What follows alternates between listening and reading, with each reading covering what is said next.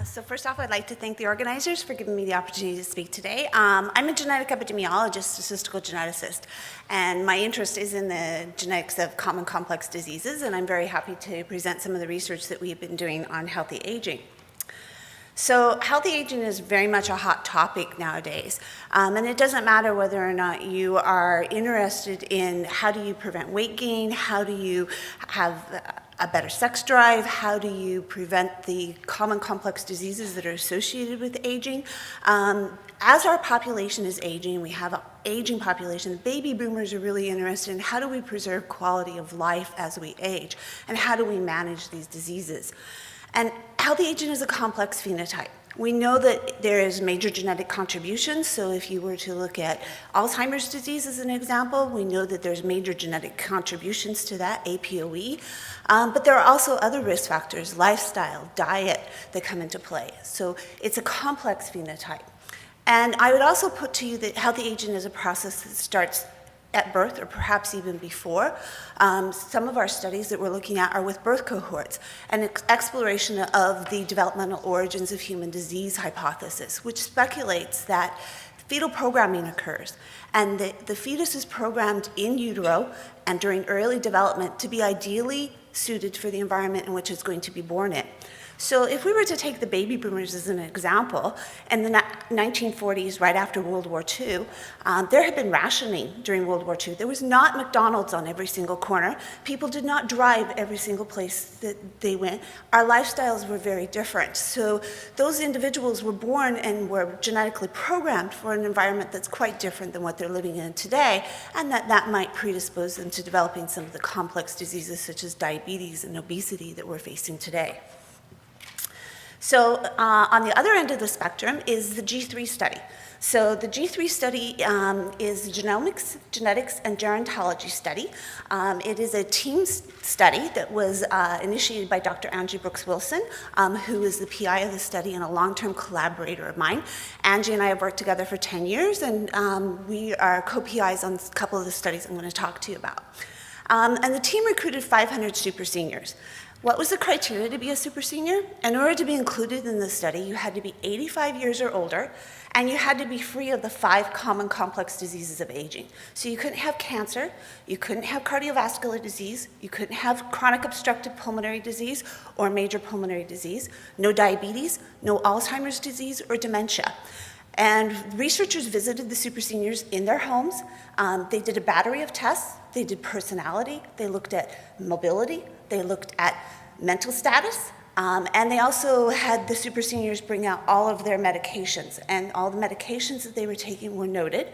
And this is an important caveat of the study of that the super seniors were not being treated for a disease, but we didn't screen them. So we didn't bring them in and do stress tests. But we did note that, for example, we had some of the super seniors who told us they didn't have Alzheimer's disease, but they were being treated for it. So then they were excluded from further study.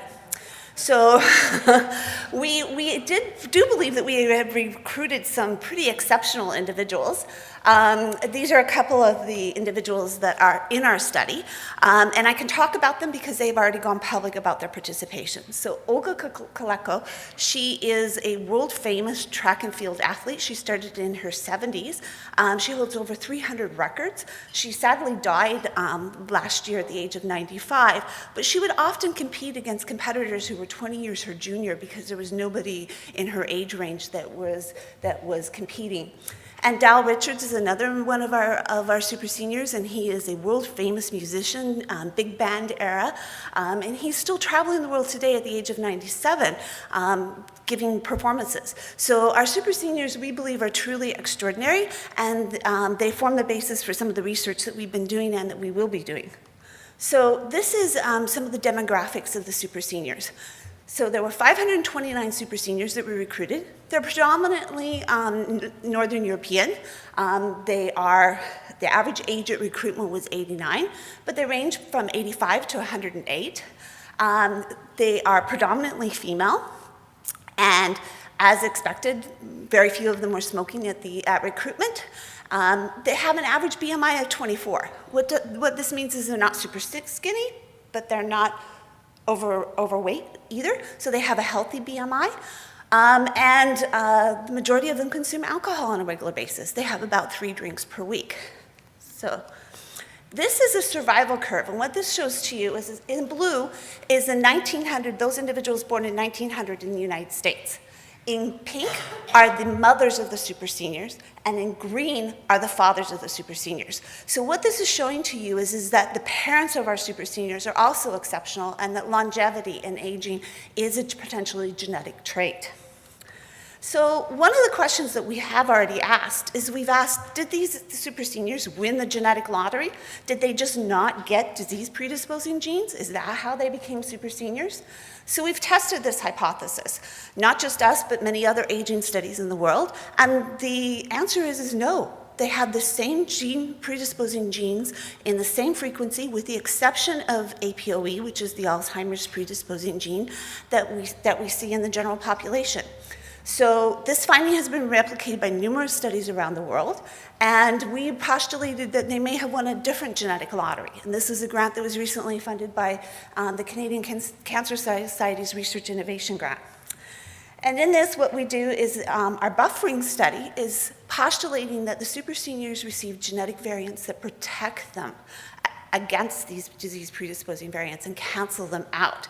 And so we're in the process of using massive resources that have been accumulated throughout the world. The US has the NCBI dbGaP resource, which has over 700,000 individuals that have whole genome sequencing and genome-wide genotyping. And we're going to be using that to see whether or not the super seniors maybe have inherited variants that protect them against disease. As a result of the publicity from our innovation grant, we have identified an additional 500 super seniors throughout Canada. And so we are trying to recruit those additional super seniors into the study. And we also have an ongoing project in collaboration with Complete Genomics to do high-depth sequencing at 120x read depths. This is 4 times the depth that's normally done. And whole genome haplotyping, so that we can try and potentially identify what are some of the protective variants that perhaps protect against diseases such as Alzheimer's or cancer. And we're also in the process of developing significant partnerships. So we have collaborations with aging studies in the United States, throughout the world, in the Netherlands.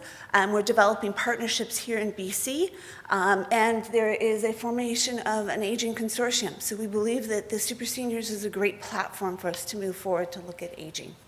Thank you.